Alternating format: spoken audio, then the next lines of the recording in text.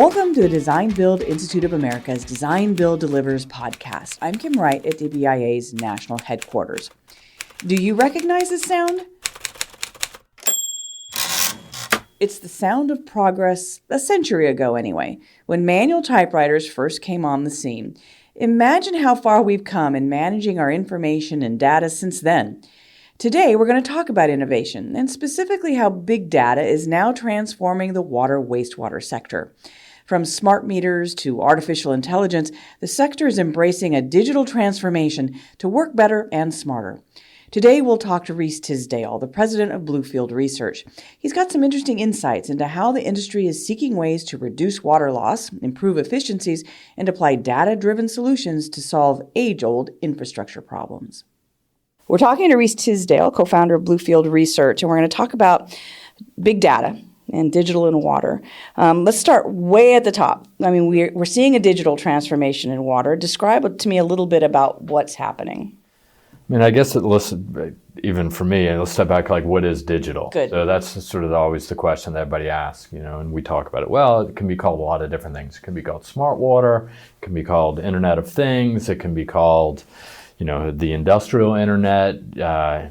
You name it. There are lots of monikers out there. But the way we look at it is really it's using data and the resulting analysis of that data to make better, more informed decisions within the water, wastewater, stormwater networks. And that could come in a lot of different ways. It could drive manual decisions where it basically helps inform, employees or personnel or the workforce what to do. Ultimately, it could be more artificial intelligence or predictive in nature. So I think there's a wide range, and that's where people get tripped up a bit, and that is what kind of makes it trouble and sort of nebulous, but it's already happening, right? So it's happening in our daily lives, whether it be, cloud computing through Amazon and our orders, whether it be Uber, whether it be Airbnb, understanding what people are doing. So I think, at the same time, it's already happening in water through SCADA systems, at least initially, and ultimately will get more expansive. What do you think what's going to be driving the future for digital in water? This is no secret, there are a number of challenges, right? So you've basically got the cost of infrastructure are going up. I mean, a good example is the public don't even understand the cost of infrastructure. Right. Sort of like when you buy a car, it's sitting in the driveway, you're paying for it. You're driving it down the road, you're paying for it. People don't look at water infrastructure that way. So our assets are getting old. They've either got to be upgraded, rehabilitated, or replaced. To do so, it has to be done more efficiently, right? And why does it have to be done more efficiently? There's just not enough money out there, right? So finding ways more cost effectively to do the work. The workforce is a problem. And back to sort of defining what is digital water, I think really when you think about technology, the technology is not to do the work. It's to help humans do the work better and more efficiently.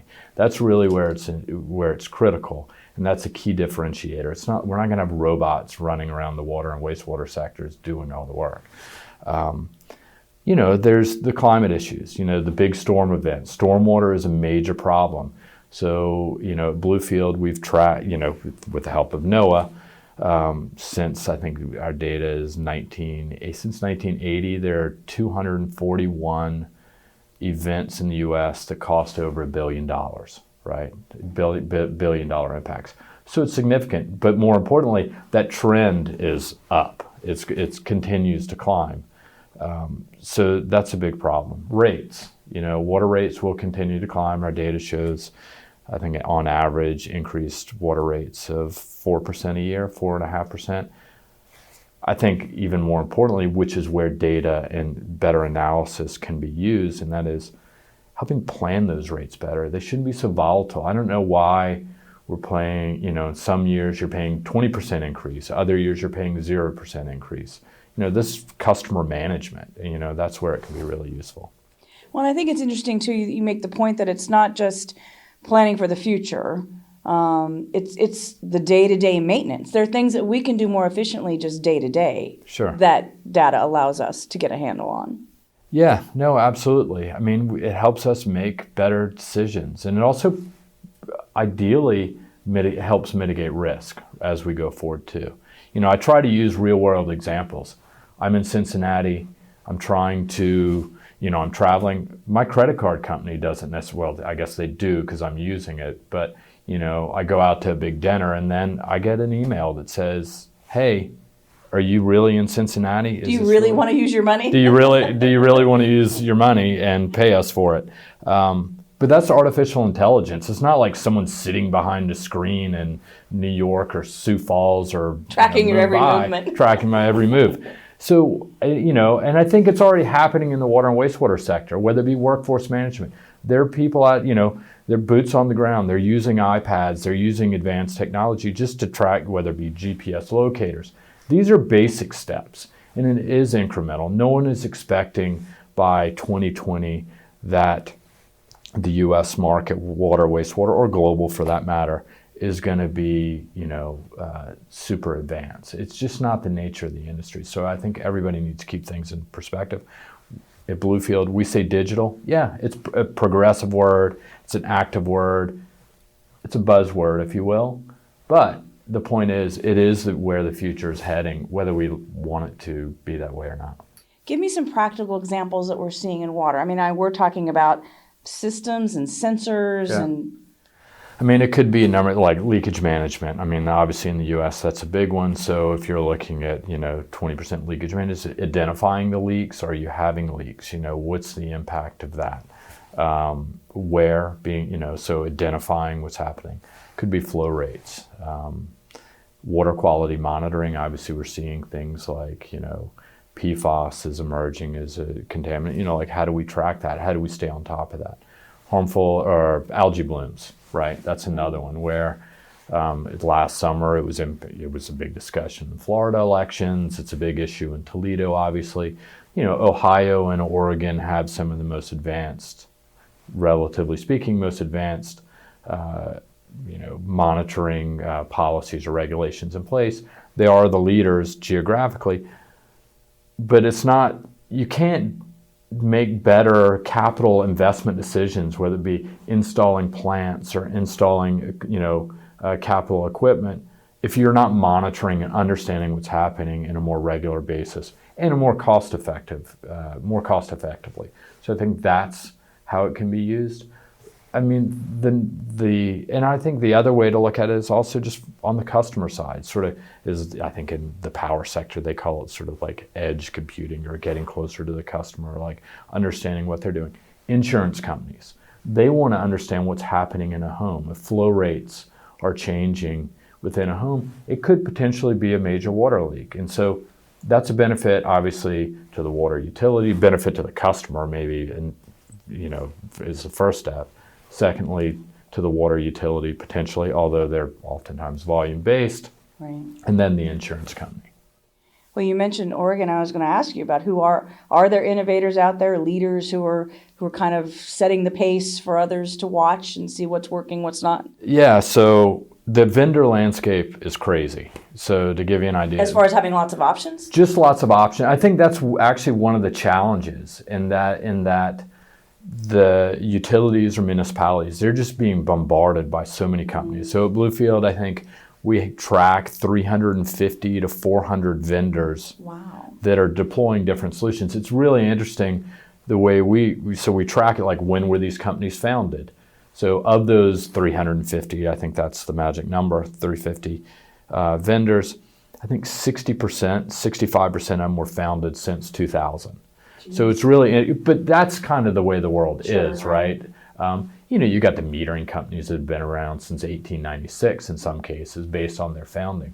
But the digital space, venture capital investment is pouring into the sector. So $350 million of venture capital investment over the last 8 to 10 years that have come in just for digital water solutions. But who is it? It's a pretty diverse, you obviously have the Suez and the Veolis and the GEs of the world. You've got the engineering companies. So you've got, Brown and Caldwell has BC Blue and its strategy to approach the market. You've got Tetra Tech they've acquired a company a couple years ago, but they've been looking at the space. You've got Black & Veatch as a player in the market. So it's interesting to see what those guys, and there's so many others. And then you've obviously got Silicon Valley startups who do, Carita just bought Fracta. You've got Mueller has Ecologic. There are all these different companies on the with Silicon Valley types. Then you got pure play water companies. And then, the list goes on and on. It's amazing. That many choices is almost disruptive because you don't know what to do. How do you know what works? Right. And so we're talking about the water sector. So last time I checked, it's pretty mature, right? Yeah, and it's pretty conservative in its decision-making processes. So how is it? It's evolving. They have to prove themselves.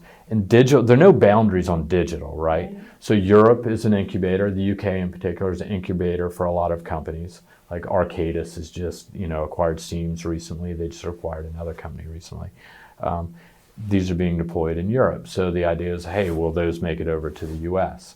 But as with anything else, utilities need to see it proven. Does it work? Some of these companies, the question is, how long have you been in water? Have you been, and they say, oh, we're just getting into it. And it's like, well, how can we trust you? So there's a trust gap that has to be dealt with. And that's one of the challenges. And then on the back end of it is always the question of, what about cybersecurity? Well, I can tell you, cybersecurity is already a problem. Sure. Right? Whether you have an analog system or a digital system, you're at risk and you're exposed. And if you're not already dealing with it, then you need to at least take that first step, is what we call the utility journey, to figure out, okay, let's figure out what's happening with your core assets today, irrespective of all these new solutions. Figure that out, and then start moving towards tactical solutions, workforce management, and then ultimately artificial and predictive. Great design builders are all about innovation, integration, and efficiency. That's why we're happy to have Georgia Pacific Gypsum as our Design Build Delivers partner. The DENS element barrier system with AquaCore technology from Georgia Pacific Gypsum creates the water-resistive and air barrier within, eliminating the need for an additional on-site crew to apply a separate WRB-AB. This innovative product provides a high-performance integrated sheathing solution for architects concerned with preserving the integrity of their building designs, and offers contractors better control of their project schedules and potential time savings.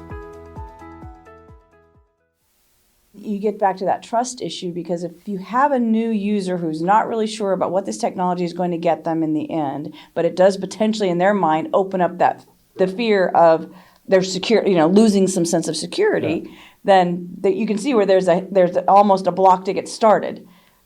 I think for a utility or a business, whether it be municipal or industrial for that matter, these are there to help you make better decisions and save money along the way. It takes time. You figure it out incrementally, but you just sticking your head in the sand and saying, the alternative is because the risks are there, right?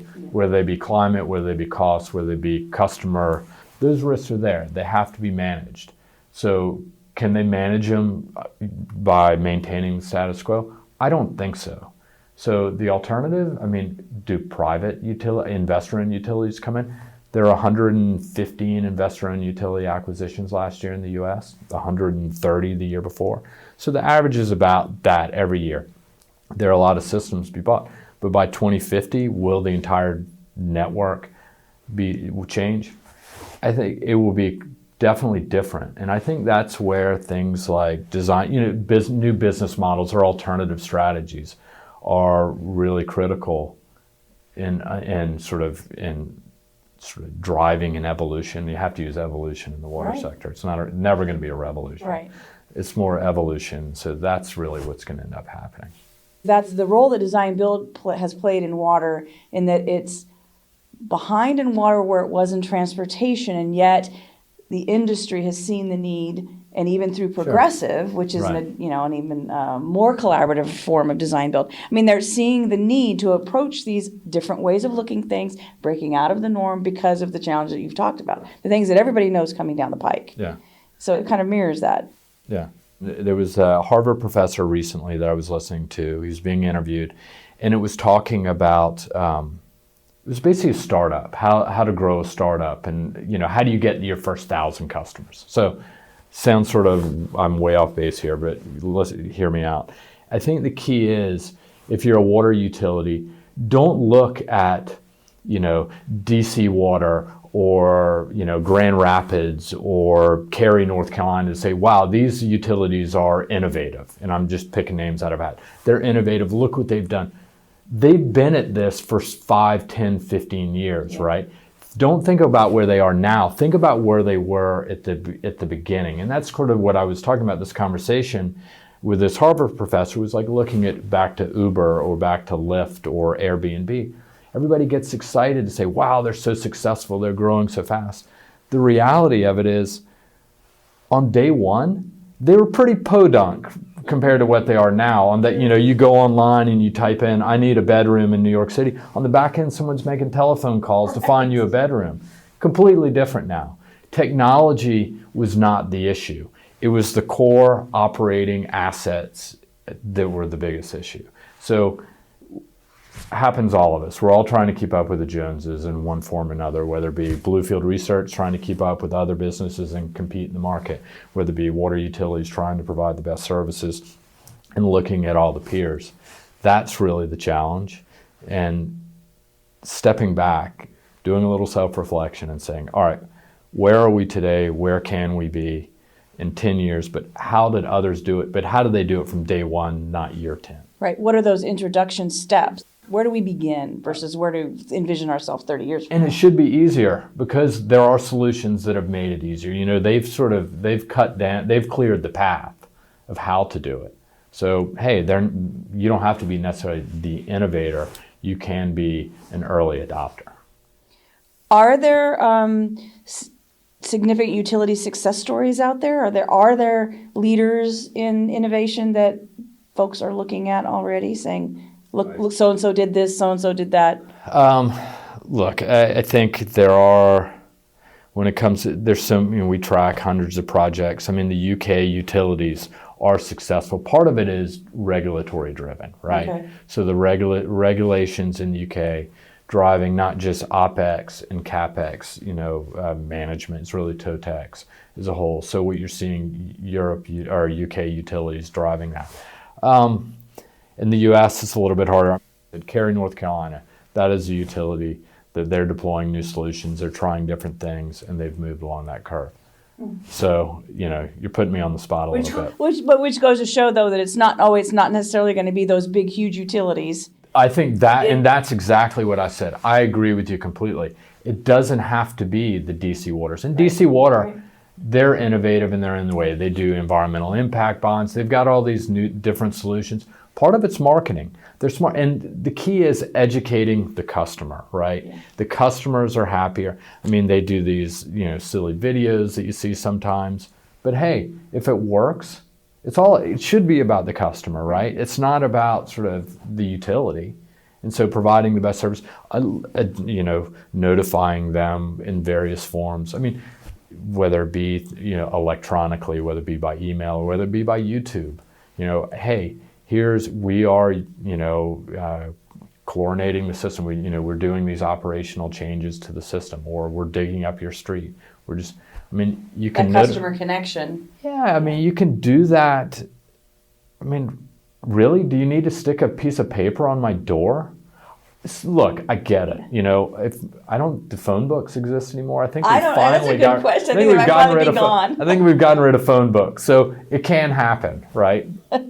There are definitely things that have become dinosaurs. My kids don't know what a payphone looks like. Really, they've never seen a payphone. No, right? I don't think mine do. Seriously, when's the last time you've seen a payphone? But all of this also brings up the issue of the expertise required to make these transitions. Right. Which then gets back to the human resource issue, which we're already seeing in the industry, the problem there anyway. Yeah, and I would say it's going to require people, right? And so there are a couple ways to look at it. The utilities across the country talk about workforce attrition, 10 to 20, 30, 50% in some cases. They expect attrition of their workforce over the next 10 years. That's pretty scary. If 50% of Bluefield Research disappeared, heaven help us. And these are large systems, and they're serving a lot of people. So and for its critical infrastructure, right? So part of it is making sure there's knowledge transfer, right? So if there are processes in place, it's not caught up in everybody's head where, X pipe is, or what material pipe, or what, the operational or equipment issue nuances are across the network.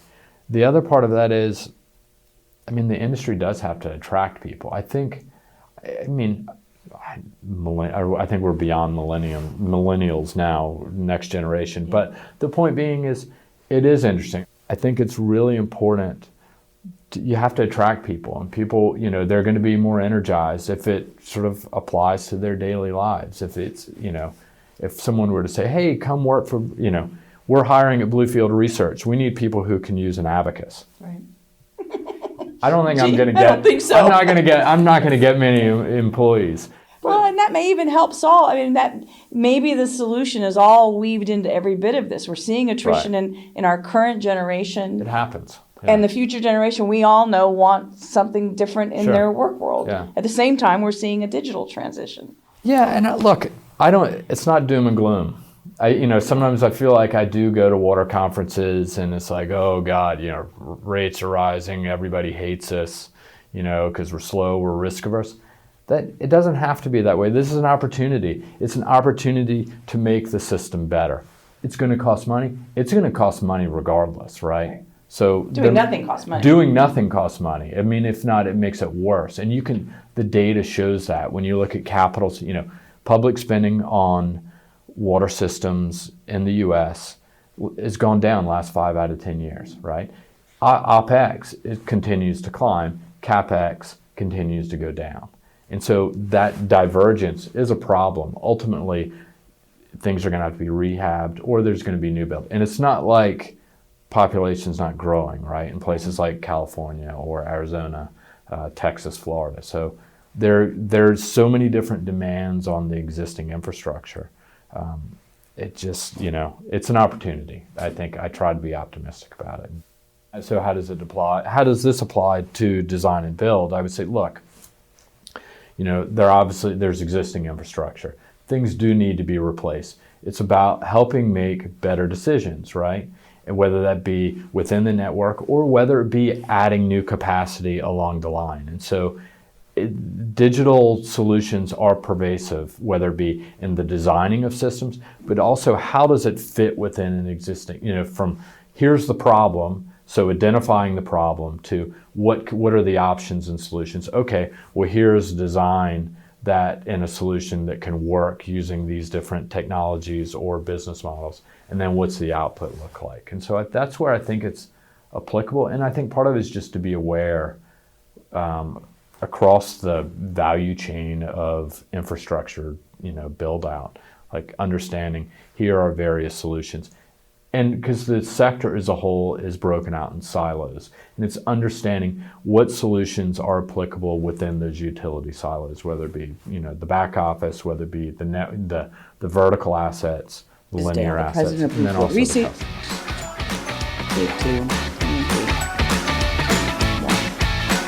It's clear this digital transformation in the water wastewater sector is far-reaching, influencing utility operations, maintenance, and capital investments, and will provide solutions for everything from leaking pipes to water quality.